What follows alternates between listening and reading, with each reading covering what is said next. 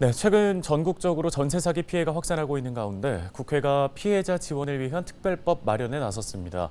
실효성 있는 법안 마련에 모두가 공감하고 있는데요.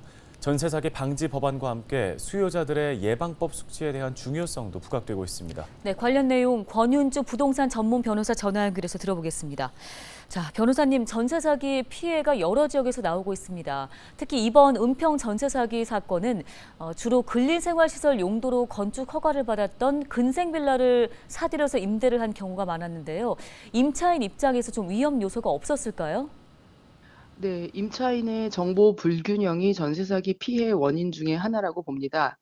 예컨대 깡통 전세의 경우 임차인이 신축 빌라의 적정한 매매가액이 얼마인지 제대로 알기 어려운 점을 노렸습니다.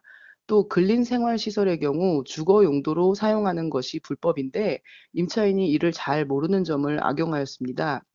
임차인은 거주용이 아닌 건물에 전세 계약을 하면 보증보험 가입이 안 되고 전세자금 대출도 불가능합니다. 게다가 거주 중 불법이 적발되면 중간에 이사를 나가야 할 수도 있습니다.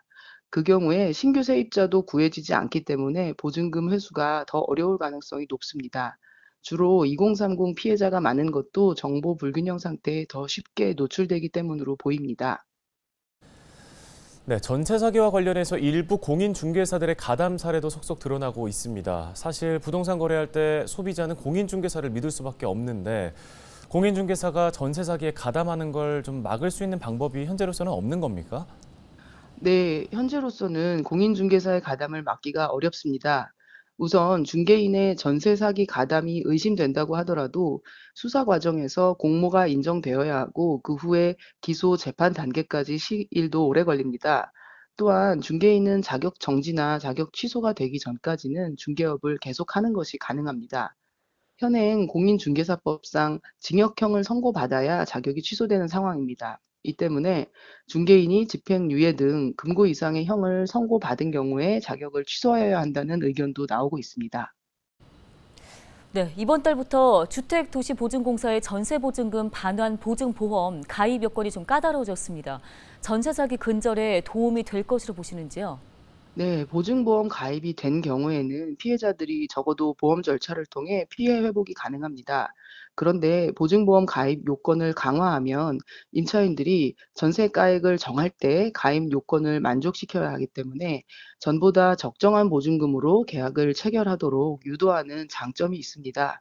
반면에 가입 요건이 강화되면 보험 가입 없이 계약을 체결하는 피해자를 보호하지 못하게 되어 장단점이 모두 존재한다고 보입니다.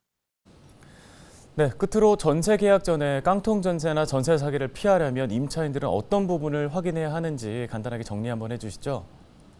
네, 확정일자와 대항력 외에도 개정된 주택임대차보호법이 최근 시행됨에 따라 임대인의 체납세액 정보 제시 의무가 발생하였습니다. 임차인은 계약 체결 전에 임대인의 체납세액 정보를 확인하시고 부동산 등기부 및 다가구 주택의 경우 임대인을 통해 선순위 권리자가 없는지 확인하셔야 됩니다. 그리고 매매가액과 전세가액의 적정 시세를 확인하시고 보증보험 가입이 가능한지도 확인하시는 것이 좋습니다. 그리고 가능하다면 보증보험을 반드시 가입하시면 좋겠습니다. 네, 도움 말씀 여기까지 듣겠습니다. 권윤주 부동산 전문 변호사였습니다.